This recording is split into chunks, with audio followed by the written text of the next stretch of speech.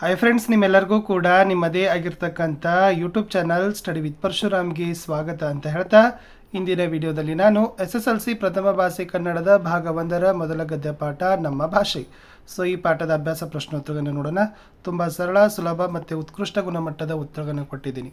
ನಮ್ಮ ಯೂಟ್ಯೂಬ್ ಚಾನಲ್ನಲ್ಲಿ ಕನ್ನಡ ಆಗಿರ್ಬೋದು, ಇಂಗ್ಲೀಷ್, ಹಿಂದಿ, ಸೈನ್ಸ್ ಮತ್ತು SSಗೆ ಸಂಬಂಧಪಟ್ಟಂತೆ ಎಲ್ಲ ಪಾಠದ ನೋಟ್ಸ್ ಆಗಿರ್ಬೋದು, LBAಗಳಾಗಿರ್ಬೋದು, FA SA ಕ್ವಶನ್ ಪೇಪರ್ಗಳು ಸಿಗ್ತವೆ. ದಯಮಾಡಿ ಅವುಗಳನ್ನು ವಾಚ್ ಮಾಡ್ತಾ ಇರಿ. ಖಂಡಿತವಾಗಿ ನಿಮ್ಮ ಎಕ್ಸಾಮ್ಗೆ ಯೂಸ್ ಆಗ್ತದೆ ಅಂತ ಹೇಳ್ತಾ ವಿಡಿಯೋನ ಲೈಕ್, ಶೇರ್ ಮತ್ತು ಸಬ್ಸ್ಕ್ರೈಬ್ ಮಾಡೋದನ್ನು ಮಾತ್ರ ಮರೆಯದಿರಿ. ವಾಟ್ಸಪ್ ಗ್ರೂಪ್ ಮತ್ತು ಟೆಲಿಗ್ರಾಮ್ ಗ್ರೂಪ್ಗಳ ಲಿಂಕನ್ನು ಕೊಟ್ಟಿದ್ದೀನಿ, ಅವುಗಳಿಗೆ ಬಂದು ಜಾಯ್ನ್ ಆಗಿ. ಸೊ ಮೊದಲಿಗೆ ನೋಡೋಣ ಲೇಖಕರ ಪರಿಚಯ. ಲೇಖಕರು M Mariyappa Bhatta. Very most important ಆಗಿರ್ತಕ್ಕಂಥ ಒಂದು ಲೇಖಕರ ಪರಿಚಯ. ಎಂ ಮರಿಯಪ್ಪ ಭಟ್ಟರು ದಕ್ಷಿಣ ಕನ್ನಡ ಜಿಲ್ಲೆ ಪುತ್ತೂರು ತಾಲೂಕಿನ ಕಬಕ ಗ್ರಾಮದಲ್ಲಿ ಕ್ರಿಸ್ತಶಕ 1906ರಲ್ಲಿ ಜನಿಸಿದ್ದಾರೆ. ಬಹುಭಾಷಾ ವಿದ್ವಾಂಸರಾದ ಇವರು ತುಳು ಇಂಗ್ಲಿಷ್ ನಿಘಂಟು, ಅಭಿನವ ಮಂಗರಾಜನ ನಿಘಂಟು, ಜಾತಕ ತಿಲಕಂ, ಛಂದಸ್ಸಾರ, ಕನ್ನಡ ಸಂಸ್ಕೃತಿ ಮೊದಲಾದ ಕೃತಿಗಳನ್ನು ರಚಿಸಿದ್ದಾರೆ. ಇವರಿಗೆ ಕರ್ನಾಟಕ ಸರ್ಕಾರದ ಪುರಸ್ಕಾರ, ಸಾಹಿತ್ಯ ಅಕಾಡೆಮಿ ಲಭಿಸಿದೆ ಅಂತ ಬರೆದ್ರೆ ಲೇಖಕರ ಪರಿಚಯ ಕಂಪ್ಲೀಟ್ ಆಗ್ತದೆ. ಅಭ್ಯಾಸ ಪ್ರಶ್ನೋತ್ತರಗಳು ಮೇನ್ಸ್ ವನಿತು. ಕೊಟ್ಟಿರೋ ಪ್ರಶ್ನೆಗಳಿಗೆ ಒಂದೊಂದು ವಾಕ್ಯಗಳಲ್ಲಿ ಉತ್ತರಿಸಿರಿ. ಮೊದಲ ಪ್ರಶ್ನೆ, ಭಾಷೆ ಯಾವುದಕ್ಕೆ ಸಾಧನವಾಗಿದೆ? ಉತ್ತರ, ನಮ್ಮ ಸುತ್ತಮುತ್ತಲಿನವರೊಡನೆ ವ್ಯವಹರಿಸುವುದಕ್ಕೆ ಹಾಗೂ ವಿಚಾರ ವಿನಿಮಯ ಮಾಡುವುದಕ್ಕೆ ಭಾಷೆ ಒಂದು ಅಮೂಲ್ಯ ಸಾಧನವಾಗಿದೆ ಅನ್ನೋದು ಉತ್ತರ. ನೆಕ್ಸ್ಟ್ ಒನ್, ಪ್ರಶ್ನೆ 2, ಪ್ರಾಣಿಗಳು ತಮ್ಮ ಮಕ್ಕಳಿಗೆ ಯಾವ ವಿಚಾರವಾಗಿ ತರಬೇತು ಕೊಡುತ್ತವೆ? ಉತ್ತರ, ಪ್ರಾಣಿಗಳು ತಮ್ಮ ಮಕ್ಕಳಿಗೆ ಚಲನವಲನಗಳ ವಿಷಯವಾಗಿ, ಆಹಾರ ವಿಚಾರಗಳ ವಿಚಾರವಾಗಿ ತರಬೇತು ಕೊಡುತ್ತವೆ. ಪ್ರಶ್ನೆ 3, ಮನುಷ್ಯನಿಗೆ ಲೆಕ್ಕವಿಡುವ ಅವಶ್ಯಕತೆ ಯಾವಾಗ ಉಂಟಾಯಿತು? ಉತ್ತರ, ಮನುಷ್ಯನು ಸಂಚಾರಿ ಜೀವನವನ್ನು ತ್ಯಜಿಸಿ ಒಂದೆಡೆ ಬೀಡು ಬಿಟ್ಟು ಆಸ್ತಿ, ಮನೆ, ಬದುಕು ಮೊದಲಾದ ಭಾವನೆಗಳು ಮೂಡಿದವೋ ಆಗ ಅವನಿಗೆ ಲೆಕ್ಕವಿಡುವ ಅವಶ್ಯಕತೆ ಉಂಟಾಯಿತು. ಪ್ರಶ್ನೆ 4, ಎಣ್ಣೆತುಪ್ಪದ ಮಿಶ್ರಣ ಬೇಡವೆಂದು ಹೇಳಿದವರು ಯಾರು? ಸೊ ಎಣ್ಣೆತುಪ್ಪದ ಮಿಶ್ರಣ ಬೇಡವೆಂದು ಹೇಳಿದವರು ನಯಸೇನ ಕವಿ. 5ನೇ ಪ್ರಶ್ನೆ, ಕನ್ನಡಕ್ಕೆ ಪರ್ಷಿಯನ್ ಶಬ್ದಗಳು ಯಾವಾಗ ಬಂದವು? ಉತ್ತರ, ಕನ್ನಡಕ್ಕೆ ಪರ್ಷಿಯನ್ ಶಬ್ದಗಳು ಮಹಮ್ಮದಿಯರ ಆಳ್ವಿಕೆಯ ಅವಧಿಯಲ್ಲಿ ಬಂದವು ಅನ್ನೋದು ಇತ್ತು. ಮುಂದಿನ ಪ್ರಶ್ನೆ, 2-3 ವಾಕ್ಯಗಳಲ್ಲಿ ಉತ್ತರಗಳನ್ನು ಬರಿಬೇಕು. ಮೊದಲ ಪ್ರಶ್ನೆ ಇತ್ತು, ವ್ಯಾವಹಾರಿಕ ಮತ್ತು ಗ್ರಾಂಥಿಕ ಭಾಷೆಯ ಲಕ್ಷಣಗಳೇನು? ಉತ್ತರ, ವ್ಯಾವಹಾರಿಕವೆಂದರೆ ಜೀವದ್ ಭಾಷೆ, ಅದರಲ್ಲಿ ಜನರು ಮಾತನಾಡುತ್ತಾರೆ, ವ್ಯವಹರಿಸುತ್ತಾರೆ. ಉದಾಹರಣೆ ಕನ್ನಡ, ತಮಿಳು, ತೆಲುಗು, ತುಳು, ಮರಾಠಿ, ಉರ್ದು, ಇಂಗ್ಲಿಷ್. ಗ್ರಾಂಥಿಕವೆಂದರೆ ಅಭಿವೃದ್ಧಿ ಹೊಂದಿ ಗ್ರಂಥ ರಚನೆಯಲ್ಲಿ ಉಪಯೋಗವಾದ ಭಾಷೆ. ಉದಾಹರಣೆ ಸಂಸ್ಕೃತ, ಕನ್ನಡ, ಇಂಗ್ಲಿಷ್, ಪಾಳಿ ಇತ್ಯಾದಿ. ಎಲ್ಲ ವ್ಯಾವಹಾರಿಕ ಭಾಷೆಗಳು ಗ್ರಾಂಥಿಕವಾಗಬೇಕಿಲ್ಲ. ತುಳು ಒಂದು ಸುಂದರ ವ್ಯಾವಹಾರಿಕ ಭಾಷೆ, ಆದರೆ ಅದು ಗ್ರಾಂಥಿಕ ಭಾಷೆಯಲ್ಲ. ಹಾಗೆಯೇ ಎಲ್ಲ ಗ್ರಾಂಥಿಕ ಭಾಷೆಗಳು ಇಂದು ವ್ಯಾವಹಾರಿಕವಾಗಿ ಇರೋದಿಲ್ಲ. ದೇವಭಾಷೆ ಎನಿಸಿಕೊಂಡ ಸಂಸ್ಕೃತ ಸರ್ವ ಸಂಪನ್ನತೆಯಿಂದ ಕೂಡಿದ ಗ್ರಾಂಥಿಕ ಭಾಷೆಯಾಗಿದೆ, ಆದರೆ ಇಂದು ಯಾವೊಂದು ಪ್ರದೇಶದಲ್ಲಿಯೂ ಅದು ವ್ಯಾವಹಾರಿಕ ಭಾಷೆಯಾಗಿರೋದಿಲ್ಲ ಅಂತ ಬರೆದ್ರೆ ಸಾಕು. ನೆಕ್ಸ್ಟ್ ಒನ್, 2ನೇ ಪ್ರಶ್ನೆ, ಲಿಪಿಯ ಜಾಡು ಆರಂಭಗೊಂಡ ಬಗೆ ಹೇಗೆ? ಉತ್ತರ, ನವಶಿಲಾಯುಗದ ಮಾನವ ಸಂಚಾರಿ ಜೀವನವನ್ನು ತ್ಯಜಿಸಿ ಒಂದೆಡೆ ಬೀಡು ಬಿಟ್ಟು ಆಸ್ತಿ, ಮನೆ, ಬದುಕು ಮೊದಲಾದ ಭಾವನೆಗಳು ತೊಳೆಯುವುದಕ್ಕೆ ಎಂದು ಮೊದಲು ಮಾಡಿದನೋ ಅಂದು ಆತನಿಗೆ ಲೆಕ್ಕವಿಡುವ ಅವಶ್ಯಕತೆ ಉಂಟಾಯಿತು. ಇದೇ ಲಿಪಿಯ ಉಗಮದ ಕಾಲ ಅಂತ ಕರಿತೀವಿ.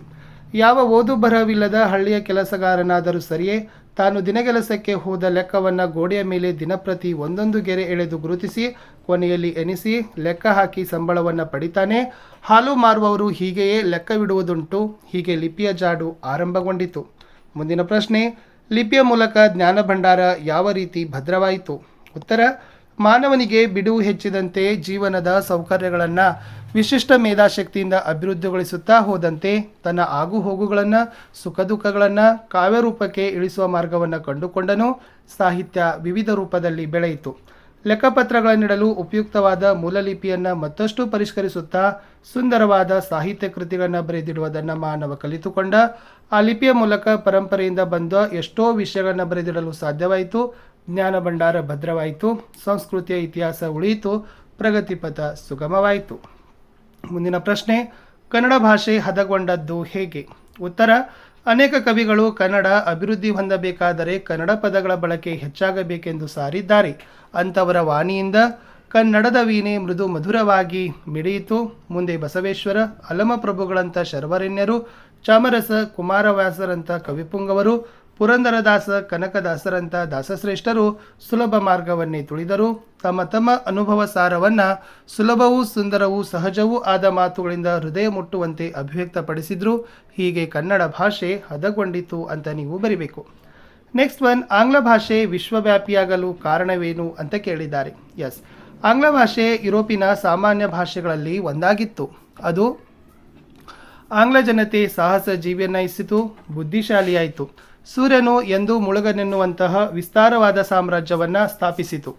ದೇಶ ವಿದೇಶಗಳ ಭಾಷೆ ಹಾಗೂ ಸಾಹಿತ್ಯ ಸಂಸ್ಕೃತಿಯನ್ನು ಆಂಗ್ಲ ಪಂಡಿತರು ಮುಕ್ತ ಮನಸ್ಸಿನಿಂದ ಅಭ್ಯಸಿಸಿದರು. ತನ್ಮೂಲಕ ತಮ್ಮ ಭಾಷೆ ಮತ್ತು ಸಾಹಿತ್ಯವನ್ನು ಹಿಗ್ಗಿಸಿದರು, ಅರಳಿಸಿದರು. ಎಲ್ಲಕ್ಕೂ ಮೇಲಾಗಿ ಮಹಾಮೇಧಾವಿಗಳು ತಮ್ಮ ಆಸೆ, ಆಕಾಂಕ್ಷೆ, ವಿಚಾರ ಮುಂತಾದವುಗಳನ್ನು ಆ ಭಾಷೆಯ ಮುಖಾಂತರವಾಗಿಯೇ ಹೇಳಬೇಕೆಂಬ ಉಜ್ವಲ ಅಭಿಮಾನವುಳ್ಳವರಾಗಿದ್ದರು. ವಿಜ್ಞಾನಿಗಳು, ರಾಜಕಾರಣಿಗಳು, ಅರ್ಥಶಾಸ್ತ್ರಜ್ಞರು ಹೀಗೆ ಎಲ್ಲರೂ ತಮ್ಮ ಭಾಷೆಯನ್ನೇ ಬಳಸಿದುದರ ಪರಿಣಾಮವಾಗಿ ಆಂಗ್ಲ ಭಾಷೆ ಬೆಳೆದು ವಿಶ್ವವ್ಯಾಪಿಯಾಗಲು ಕಾರಣವಾಯಿತು ಅಂತ ಬರೆದರೆ ಸಾಕು. ಮುಂದಿನ ಪ್ರಶ್ನೆ, ಕೊಟ್ಟಿರೋ ಪ್ರಶ್ನೆಗೆ 8-10 ವಾಕ್ಯಗಳಲ್ಲಿ ಉತ್ತರವನ್ನು ಬರೆಯಬೇಕು. ಮೊದಲ ಪ್ರಶ್ನೆ ಇತ್ತು, ಭಾಷೆ ಸತ್ವಪೂರ್ಣವಾಗಿ ವಿಕಾಸಗೊಳ್ಳೋದು ಯಾವಾಗ? ಉತ್ತರ, ಒಂದು ಭಾಷೆ ಸತ್ವಪೂರ್ಣವಾಗಿ ವಿಕಾಸವಾಗಬೇಕಾದರೆ ಅದನ್ನಾಡುವ ಜನ ಅಭಿಮಾನಧನರು, ಬುದ್ಧಿಶಾಲಿಗಳು, ಪ್ರಯೋಗಶೀಲರು ಆಗಿರಬೇಕು. ಉದಾಹರಣೆಗೆ 4-5 ಶತಮಾನಗಳ ಹಿಂದೆ ಆಂಗ್ಲ ಭಾಷೆ ಯುರೋಪಿನ ಸಾಮಾನ್ಯ ಭಾಷೆಗಳಲ್ಲಿ ಒಂದಾಗಿತ್ತು.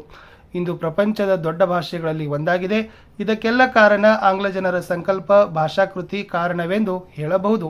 ಆಂಗ್ಲ ಜನರು ಸಾಹಸ ಜೀವಿಗಳು, ಬುದ್ಧಿಶಾಲಿಗಳಾಗಿದ್ದರು. ದೇಶ ವಿದೇಶಗಳ ಭಾಷೆ ಹಾಗೂ ಸಾಹಿತ್ಯ ಸಂಸ್ಕೃತಿಯನ್ನು ಮುಕ್ತ ಮನಸ್ಸಿನಿಂದ ಅಭ್ಯಸಿಸಿದರು. ಈ ಮೂಲಕ ತಮ್ಮ ಭಾಷೆ ಮತ್ತು ಸಾಹಿತ್ಯವನ್ನು ಹಿಗ್ಗಿಸಿದರು, ಅರಳಿಸಿದರು. ಎಲ್ಲಕ್ಕೂ ಮೇಲಾಗಿ ಅಲ್ಲಿನ ಮಹಾಮೇಧಾವಿಗಳು ತಮ್ಮ ಆಸೆ, ಆಕಾಂಕ್ಷೆ, ವಿಚಾರ ಮುಂತಾದವುಗಳನ್ನು ಆಂಗ್ಲ ಭಾಷೆ ಮುಖಾಂತರವಾಗಿಯೇ ಹೇಳಬೇಕೆಂಬ ಉಜ್ವಲ ಅಭಿಮಾನವುಳ್ಳವರಾಗಿದ್ದರು. ವಿಜ್ಞಾನಿಗಳು, ರಾಜಕಾರಣಿಗಳು, ಅರ್ಥಶಾಸ್ತ್ರಜ್ಞರು ಹೀಗೆ ಎಲ್ಲರೂ ತಮ್ಮ ಭಾಷೆಯನ್ನೇ ಬಳಸಿದುದರ ಪರಿಣಾಮವಾಗಿ ಅವರ ಭಾಷೆ ಸತ್ವಪೂರ್ಣವಾಗಿ ವಿಕಾಸಗೊಂಡಿತು ಈಸ್ ದ ಆನ್ಸರ್. ಹಾಗೆಯೇ ನೆರೆಹೊರೆಯ ಭಾಷೆಗಳನ್ನು ದ್ವೇಷಿಸದೆ ನಮ್ಮ ಭಾಷೆಗಳನ್ನು ಗೌರವಿಸಿ, ಪ್ರೀತಿಸಿ, ಅಭಿವೃದ್ಧಿಗೊಳಿಸಬೇಕು. ನೆರೆಹೊರೆಯ ಭಾಷೆಗಳಲ್ಲಿ ಕೊಡುಗೆ ವ್ಯವಹಾರ ನಡೆಯುತ್ತದೆ, ನಡೆಯಲೇಬೇಕು. ಅದು ಸಜೀವ ಭಾಷೆಯ ಲಕ್ಷಣ. ಆದರೆ ಸ್ವೀಕರಿಸುವಾಗ ತನ್ನತನವನ್ನು ಕಳೆದುಕೊಳ್ಳದಂತೆ ಜನರ ವ್ಯವಹಾರ ಸಂಪರ್ಕಗಳಿಂದ ನೆರೆಮಾತುಗಳಲ್ಲಿ ಕಾಪಾಡಿಕೊಳ್ಳಬೇಕು. ಸ್ವಾಭಾವಿಕವಾಗಿ ಗಡಿ ಕೊಡುಗೆ ನಡೆಯುತ್ತಲೇ ಇದೆ. ಅದರ ನುಡಿಗಳು ಪರಸ್ಪರ ಎರವುಗಳಿಂದ ಅಭಿವೃದ್ಧಿ ಹೊಂದಿ ಭಾಷೆ ಸತ್ವಪೂರ್ಣವಾಗಿ ವಿಕಾಸವಾಗಲು ಸಾಧ್ಯವಾಗ್ತದೆ ಅಂತ ಪಾಯಿಂಟ್ಸ್ಗಳನ್ನು ನೀವು ಉತ್ತರದಲ್ಲಿ ಕೊಡಬೇಕು. ಎರಡನೇ ಪ್ರಶ್ನೆ, ಕನ್ನಡ ಭಾಷೆ ಸಮೃದ್ಧವಾಗಿ ರೂಪುಗೊಂಡ ಬಗೆ ಹೇಗೆ ವಿವರಿಸಿರಿ? ಉತ್ತರ, ಕನ್ನಡ ಭಾಷೆಗೆ ಪ್ರಾಚೀನ ಕಾಲದಿಂದಲೂ ಸಂಸ್ಕೃತ ಭಾಷೆಯ ಪೋಷಣೆ ದೊರೆಯುತ್ತಾ ಬಂದಿದೆ. ಕನ್ನಡ ಪಂಡಿತರು ವೈದಿಕ ಹಾಗೂ ಧಾರ್ಮಿಕ ತತ್ವಗಳನ್ನು ಕನ್ನಡದಲ್ಲಿ ವಿವರಿಸಲು ಅಭಿಲಾಷೆಯಿಂದ ಕಾವ್ಯಗಳನ್ನು ರಚಿಸಿದರು. ಅನೇಕ ಕವಿಗಳು ಕನ್ನಡ ಅಭಿವೃದ್ಧಿ ಹೊಂದಬೇಕಾದರೆ ಕನ್ನಡ ಪದಗಳ ಬಳಕೆ ಹೆಚ್ಚಾಗಬೇಕೆಂದು ಸಾರಿದ್ದಾರೆ. ಅಂಥವರ ವಾಣಿಯಿಂದ ಕನ್ನಡದ ವೀಣೆ ಮೃದು ಮಧುರವಾಗಿ ಮಿಡಿಯಿತು. ಬಸವೇಶ್ವರ, ಅಲಮಪ್ರಭುಗಳಂಥ ಶರ್ವರೆಣ್ಯರು, ಚಾಮರಸ ಕುಮಾರವ್ಯಾಸರಂಥ ಕವಿಪುಂಗವರು, ಪುರಂದರದಾಸ ಕನಕದಾಸರಂಥ ದಾಸಶ್ರೇಷ್ಠರು ಸುಲಭ ಮಾರ್ಗವನ್ನೇ ತುಳಿದರು. ತಮ್ಮ ತಮ್ಮ ಅನುಭವ ಸಾರವನ್ನು ಸುಲಭವೂ ಸುಂದರವೂ ಸಹಜವೂ ಆದ ಮಾತುಗಳಿಂದ ಹೃದಯ ಮುಟ್ಟುವಂತೆ ಅಭಿವ್ಯಕ್ತಪಡಿಸಿದರು. ಹೀಗೆ ಕನ್ನಡ ಭಾಷೆ ಹದಗೊಂಡುದರಿಂದ ಅದು ಸುಲಿದ ಬಾಳೆಯ ಹಣ್ಣಿನಂತೆ, ಸಿಗುರು ತೆಗೆದ ಕಬ್ಬಿನಂತೆ, ಉಷ್ಣ ಅಳಿದ ಹಾಲಿನಂತೆ ಸುಲಭವೂ ರುಚಿಯುಳ್ಳದ್ದು ಆಯಿತು. ಸಂಸ್ಕೃತ, ಪ್ರಾಕೃತ ಭಾಷೆಗಳಿಂದ ಅನೇಕ ಶಬ್ದಗಳನ್ನು ಕನ್ನಡ ತನ್ನಲ್ಲಿ ಅಳವಡಿಸಿಕೊಂಡಿದೆ. ಮಹಮ್ಮದಿಯರ ಆಳ್ವಿಕೆಯ ಅವಧಿಯಲ್ಲಿ ಪರ್ಷಿಯನ್ ಭಾಷೆಯಿಂದ ಅನೇಕ ಶಬ್ದಗಳು ಕನ್ನಡಕ್ಕೆ ಬಂದಿವೆ. ಅಸಂಖ್ಯಾತ ಇಂಗ್ಲಿಷ್ ಶಬ್ದಗಳು ಕನ್ನಡದ ಉಡುಪನ್ನು ಧರಿಸಿ ಒಳಗೆ ಬಂದು ಬಿಟ್ಟಿವೆ. ಸ್ವಾಭಾವಿಕವಾಗಿ ಗಡಿ ಜನರ ವ್ಯವಹಾರ ಸಂಪರ್ಕಗಳಿಂದ ನೆರೆ ಮಾತುಗಳಲ್ಲಿ ಕೊಡುಗೆ ನಡೆಯುತ್ತಲೇ ಇದೆ. ಇದರಿಂದ ಕನ್ನಡವು ಅದರ ನೇರ ನುಡಿಗಳು ಪರಸ್ಪರ ಎರವುಗಳಿಂದ ಅಭಿವೃದ್ಧಿ ಹೊಂದುತ್ತಲಿವೆ. ಜೊತೆಗೆ ಭಾಷೆಯಲ್ಲಿರುವ ಸಾಮಗ್ರಿಯನ್ನೇ ಬಳಸಿಕೊಂಡು ನುಡಿಗಟ್ಟುಗಳಾಗಿ ಮಾಡಿಕೊಂಡು ಕನ್ನಡ ಭಾಷೆಯು ಸಮೃದ್ಧವಾಗಿ ರೂಪುಗೊಂಡಿತು ಅಂತ ನೀವು ಬರಿಬೇಕು. ಸಂದರ್ಭ ಸಹಿತ ಸ್ವಾರಸ್ಯ ವಿವರಿಸಬೇಕು. ಮೊದಲ ವಾಕ್ಯ, ಸಂಸ್ಕೃತಿಯ ಇತಿಹಾಸ ಉಳಿಯಿತು. ಫಸ್ಟ್ ಆಯ್ಕೆ ಬರೀಬೇಕು. ಈ ವಾಕ್ಯವನ್ನು ಎಂ ಮರಿಯಪ್ಪ ಭಟ್ಟರು ಅವರು ಬರೆದಿರುವ ಕನ್ನಡ ಸಂಸ್ಕೃತಿ ಎಂಬ ಪ್ರಬಂಧ ಸಂಕಲನದಿಂದ ಆಯ್ದ ನಮ್ಮ ಭಾಷೆ ಎಂಬ ಪಾಠದಿಂದ ಆರಿಸಲಾಗಿದೆ.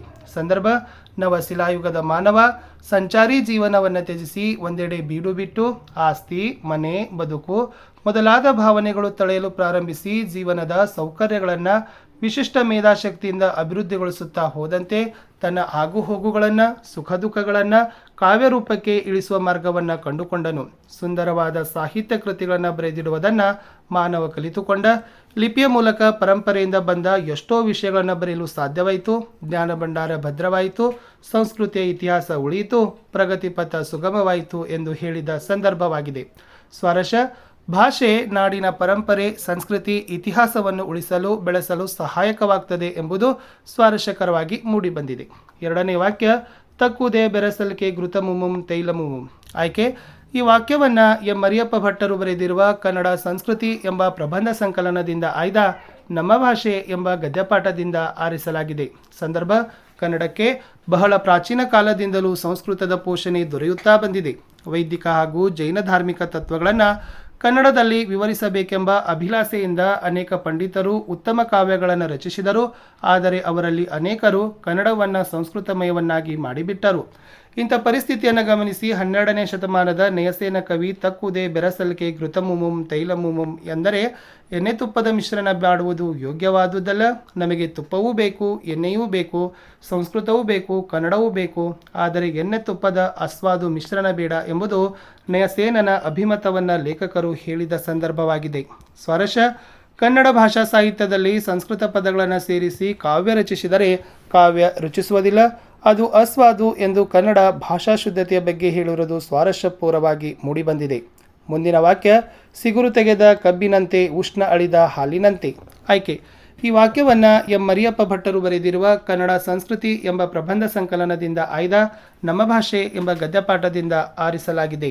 ಸಂದರ್ಭ: ಅನೇಕ ಕವಿಗಳು ಕನ್ನಡ ಅಭಿವೃದ್ಧಿ ಹೊಂದಬೇಕಾದರೆ ಕನ್ನಡ ಪದಗಳ ಬಳಕೆ ಹೆಚ್ಚಾಗಬೇಕೆಂದು ಸಾರಿದ್ದಾರೆ. ಅಂಥವರ ವಾಣಿಯಿಂದ ಕನ್ನಡದ ವೀಣೆ ಮೃದು ಮಧುರವಾಗಿ ಮಿಡಿಯಿತು. ಮುಂದೆ ಬಸವೇಶ್ವರ, ಅಲಮಪ್ರಭುಗಳಂಥ ಶರ್ವರೆಣ್ಯರು, ಚಾಮರಸ ಕುಮಾರವ್ಯಾಸರಂಥ ಕವಿಪುಂಗವರು, ಪುರಂದರದಾಸ ಕನಕದಾಸರಂಥ ದಾಸಶ್ರೇಷ್ಠರು ಸುಲಭ ಮಾರ್ಗವನ್ನೇ ತುಳಿದರು. ತಮ್ಮ ತಮ್ಮ ಅನುಭವ ಸಾರವನ್ನು ಸುಲಭವೂ ಸುಂದರವೂ ಸಹಜವೂ ಆದ ಮಾತುಗಳಿಂದ ಹೃದಯ ಮುಟ್ಟುವಂತೆ ಅಭಿವ್ಯಕ್ತಪಡಿಸಿದರು. ಹೀಗೆ ಕನ್ನಡ ಭಾಷೆ ಹದಗೊಂಡುದರಿಂದ ಅದು ಸುಲಿದ ಬಾಳೆಯ ಹಣ್ಣಿನಂತೆ, ಸಿಗುರು ತೆಗೆದ ಕಬ್ಬಿನಂತೆ, ಉಷ್ಣ ಅಳಿದ ಹಾಲಿನಂತೆ ಸುಲಭವೂ ರುಚಿಯುಳ್ಳದ್ದು ಆಗಿದೆ ಎಂದು ಕವಿ ಮಹಲಿಂಗರಂಗ ಸಾರಿ ಹೇಳಿದನು ಎನ್ನುವ ವಿಚಾರವನ್ನು ಹೇಳೋ ಸಂದರ್ಭವಾಗಿದೆ. ಸ್ವಾರಸ್ಯ: ಕನ್ನಡ ಭಾಷೆಯು ಕಲಿಯಲು ಸುಲಭವೂ ಸುಂದರವೂ ಸಹಜವೂ ರುಚಿಕರವೂ ಆಗಿದೆ ಎಂದು ಕನ್ನಡ ಭಾಷೆಯ ಸೊಬಗಿನ ಬಗ್ಗೆ ವರ್ಣಿಸಿರುವುದು ಸ್ವಾರಸ್ಯಕರವಾಗಿದೆ. ಮುಂದಿನ ವಾಕ್ಯ: ಒಬ್ಬ ತಾಯಿಯ ಗಾನದ ಶ್ರುತಿಯಂತೆ. ಆಯ್ಕೆ: ಈ ವಾಕ್ಯವನ್ನು ಎಂ ಮರಿಯಪ್ಪ ಭಟ್ಟರು ಬರೆದಿರುವ ಕನ್ನಡ ಸಂಸ್ಕೃತಿ ಎಂಬ ಪ್ರಬಂಧ ಸಂಕಲನದಿಂದ ಆಯ್ದ ನಮ್ಮ ಭಾಷೆ ಎಂಬ ಗದ್ಯಪಾಠದಿಂದ ಆರಿಸಲಾಗಿದೆ. ಸಂದರ್ಭ: ಭಾಷೆಗಳಲ್ಲಿ ಮೇಲು ಕೀಳೆಂಬುದಿಲ್ಲ. 4 ಜನ ಮಾತನಾಡುತ್ತಿದ್ದ ಭಾಷೆಗೂ 40 ಲಕ್ಷ ಜನ ಮಾತನಾಡುತ್ತಿದ್ದ ಭಾಷೆಗೂ ಸತ್ಯ ಹಾಗೂ ಸತ್ಯ ದೃಷ್ಟಿಯಿಂದ ಅಂತರವೇ ಇಲ್ಲ. ಎಲ್ಲ ಭಾಷೆಗಳು ಅಷ್ಟೇ. ಒಬ್ಬ ತಾಯಿಯ ಗಾನದ ಶ್ರುತಿಯಂತ ಎಲ್ಲಕ್ಕೂ ಅಷ್ಟೇ ಸ್ಥಾನವಿದೆ. ಇದನ್ನರಿತು ಭಾರತೀಯರಾದ ನಾವು ನೆರೆಹೊರೆಯ ಭಾಷೆಗಳನ್ನು ದ್ವೇಷಿಸದೆ ನಮ್ಮ ಭಾಷೆಗಳನ್ನು ಗೌರವಿಸಿ ಪ್ರೀತಿಸಿ ಅಭಿವೃದ್ಧಿಗೊಳಿಸಿದರೆ ದೇಶದ ಸಂಸ್ಕೃತಿ ಮುಂದುವರಿತದೆ ಎಂದು ಲೇಖಕರು ಹೇಳಿದ ಸಂದರ್ಭವಾಗಿದೆ. ಸ್ವಾರಸ್ಯ: ಸ್ವಭಾಷೆಯನ್ನು ಪ್ರೀತಿಸಬೇಕು, ಗೌರವಿಸಬೇಕು, ಬೆಳೆಸಬೇಕು ಎನ್ನುವ ಧಾವಂತದಲ್ಲಿ ಅನ್ಯ ಭಾಷೆಗಳನ್ನು ತಿರಸ್ಕರಿಸಬಾರದು ಎಂದು ಭಾಷಾ ಭಾವೈಕ್ಯತೆಯ ಬಗ್ಗೆ ಹೇಳಿರುವುದು ಸ್ವಾರಸ್ಯಕರವಾಗಿ ಮೂಡಿಬಂದಿದೆ. ಬಿಟ್ಟಸ್ತ್ರಗಳನ್ನು ತುಂಬಬೇಕು. ಭಾಷೆ ಇದ್ದು ಅದರ ಡ್ಯಾಶನ್ನು ಕುಡಿದು ಅಗರಗಿಸಿಕೊಳ್ಳದ ವ್ಯಕ್ತಿ ಜಂತುವೆ ಸರಿ. ಉತ್ತರ: ಪೀಯೂಷವನ್ನು. ಕನ್ನಡಕ್ಕೆ ಬಹಳ ಪ್ರಾಚೀನ ಕಾಲದಿಂದಲೂ ಡ್ಯಾಶ್ ಪೋಷಣೆ ದೊರೆಯುತ್ತಾ ಬಂದಿದೆ. ಸಂಸ್ಕೃತದ ಕನ್ನಡ ಡ್ಯಾಶ್ ಭಾಷಾ ವರ್ಗಕ್ಕೆ ಸೇರಿದೆ. ದ್ರಾವಿಡ ಇಂಗ್ಲಿಷ್ ಶಬ್ದಗಳು ಡ್ಯಾಶ್ ಉಡುಪನ್ನು ಧರಿಸಿ ಒಳಗೆ ಬಂದು ಬಿಟ್ಟಿವೆ. ಕನ್ನಡದ ನಮ್ಮ ಭಾಷೆ ಗದ್ಯಭಾಗದ ಆಕರ ಗ್ರಂಥ ಕನ್ನಡ ಸಂಸ್ಕೃತಿ. ನೆಕ್ಸ್ಟ್ ಒನ್ ಹೊಂದಿಸಿ ಬರೆದಿದ್ದಾರೆ. ವ್ಯಾವಹಾರಿಕ ಶ್ರವಣ, ದಾಸರು ಕೀರ್ತನೆಗಳು, ದಿವಾನ ಅನ್ಯದೇಶ ಪದ, ಗ್ರಾಂಥಿಕ ಚಾಕ್ಷುಷ, ಶಿವಶರಣರು ವಚನಗಳು. ಪ್ರಾಯೋಗಿಕ ಅಭ್ಯಾಸ: ಸ್ವಂತ ವಾಕ್ಯದಲ್ಲಿ ಬರೆಯಬೇಕು. ವಿಚಾರ ವಿನಿಮಯ: ನಮ್ಮ ಸುತ್ತಮುತ್ತಲಿನವರೊಡನೆ ವ್ಯವಹರಿಸುವುದಕ್ಕೆ ಹಾಗೂ ವಿಚಾರ ವಿನಿಮಯ ಮಾಡುವುದಕ್ಕೆ ಭಾಷೆ ಒಂದು ಅಮೂಲ್ಯ ಸಾಧನವಾಗಿದೆ. ನೆಕ್ಸ್ಟ್ ಒನ್ ಸಂಶೋಧಕ: ನಾವುಗಳು ವೈಜ್ಞಾನಿಕ ಸಂಶೋಧಕರಾಗಬೇಕು. ಪರಿಷ್ಕರಿಸು: ಮಾನವ ತನ್ನ ವರ್ತನೆಗಳನ್ನು ಆಗಾಗ ಪರಿಷ್ಕರಣೆಗೊಳಿಸ್ತಾ ಹೋಗಬೇಕು. ಪ್ರಗತಿಪಥ: ನಾವು ನಮ್ಮ ದೇಶ ಪ್ರಗತಿಪಥದತ್ತ ಸಾಗಬೇಕು ಅನ್ನೋದು ಇತ್ತು. ಕೊಟ್ಟಿರುವ ಪದಗಳ ಕನ್ನಡಗಳ ಮೂಲ ರೂಪವನ್ನು ಬರೀಬೇಕು. ಕನ್ನಡ ರೂಪಗಳ ಮೂಲ ರೂಪ: hotel hotel, school school, office office, light light, hospital hospital ಅಂತಕ್ಕಂಥದ್ದು ಇತ್ತು. ಇನ್ನು ಭಾಷಾ ಚಟುವಟಿಕೆಯಲ್ಲಿ ವಿಜಾತಿಯ ಸಂಯುಕ್ತಾಕ್ಷರಗಳನ್ನು ಗುರುತಿಸಿ ಬರಲಿಕ್ಕೆ ಕೇಳಿದರು. ಅದರಲ್ಲಿ ಕಾರ್ಯ, ಶಸ್ತ್ರ, ಸ್ಫೋಟಿಸು, ಅದ್ಭುತ, ಡಾಕ್ಟರ್ ಇವೆಲ್ಲ ಏನಪ್ಪ ಅಂದರೆ ವಿಜಾತಿ. ಇನ್ನು ಅವರ್ಗೀಯ ವ್ಯಂಜನಾಕ್ಷರಗಳನ್ನು ಆರಿಸಿ ಬರೀಬೇಕಾಗಿತ್ತು. ಸಮನಾಗಿಸುವುದಲ್ಲಿರ್ತಕ್ಕಂಥ ಅವರ್ಗೀಯ ವ್ಯಂಜನ ಸ, ದೇಶದಲ್ಲಿ ಶ, ಮದುವೆದಲ್ಲಿ ವ, ಮಾನುಷದಲ್ಲಿ ಶ, ರೋದನದಲ್ಲಿ ರೋ, ಮನೆಯದಲ್ಲಿ ಯ, ಹೊತ್ತುದಲ್ಲಿ ಹೋ, ಒಳಗೆದಲ್ಲಿ ಳ, ಬಳಿಕದಲ್ಲಿ ಳಿ ಅಂದರೆ ಳ ಅಂತಕ್ಕಂಥದ್ದು ಅವರ್ಗೀಯ ವ್ಯಂಜನ ಇದೆ. ಇನ್ನು ಧ್ವನಿ ವ್ಯತ್ಯಾಸ ಮತ್ತು ಅರ್ಥ ವ್ಯತ್ಯಾಸವನ್ನು ಬರಬೇಕು. ಪ್ರಧಾನ, ಮಧ್ಯ, ಹುನ್ನು, ಉನ್ನು, ಸುಳಿ, ಸುಲಿ. ಸೊ ನೋಡಿ, ಸಂಬಂಧೀಕರಣ ಕ ಗ ಅಲ್ಪ ಪ್ರಾಣಾಕ್ಷರಗಳಾದರೆ ಛ ಮತ್ತು ಝ ಮಹಾಪ್ರಾಣಾಕ್ಷರಗಳು. ವರ್ಗೀಯ ವ್ಯಂಜನ 25, ಅವರ್ಗೀಯ ವ್ಯಂಜನ 9. ಆ, ಇ, ಉ ದೀರ್ಘಸ್ವರ, ಅ, ಇ, ಉ, ರಿ ಹ್ರಸ್ವಸ್ವರ, ಸ್ವರ 13, ಯೋಗವಾಹ ಅನ್ನೋದು 2 ಇಸ್ ದ ರೈಟ್ ಆನ್ಸರ್. ಇನ್ನು ಪರ್ಷಿಯನ್ ಭಾಷೆಯಿಂದ ಬಂದಿರತಕ್ಕಂಥ ಪದಗಳು ನೋಡಿ ಯಾವಿದಾವಂದರೆ ದಿವಾನ, ಸರ್ಕಾರ್, ಮುನ್ಸಿ, ಸರದಾರ್, ದೌಲತ್ತು, ಮುಸಾಫರ್, ಕಚೇರಿ, ಸುಬೇದಾರ, ಅಮಲ್ದಾರ, ತಹಸೀಲ್ದಾರ. ಇನ್ನು ಇಂಗ್ಲೀಷ್ನಿಂದ rail, motor, hotel, office, school, cinema, radio, ಆಸ್ಪತ್ರೆ, ಕೋರ್ಟು, ಡಿಗ್ರಿ, ಲೈಟು. ಪೋರ್ಚುಗೀಸ್, ಬಟಾಟೆ, ಅನಾನಸು ಮತ್ತು ಜಂಗಾಲ. ಇಷ್ಟಿತ್ತು ಈ ವಿಡಿಯೋದಲ್ಲಿ ಅಂತ ಹೇಳ್ತಾ ಇಲ್ಲಿಯವರೆಗೆ ವಿಡಿಯೋನ ವಾಚ್ ಮಾಡಿದ್ದಕ್ಕೆ ಧನ್ಯವಾದಗಳು. ನಾನು ಸಿಗ್ತೀನಿ ಇನ್ನೊಂದು ಹೊಸ ಪಾಠದೊಂದಿಗೆ. ಅಂಟಿಲ್ ಟೇಕ್ ಕೇರ್, ಬಾಯ್.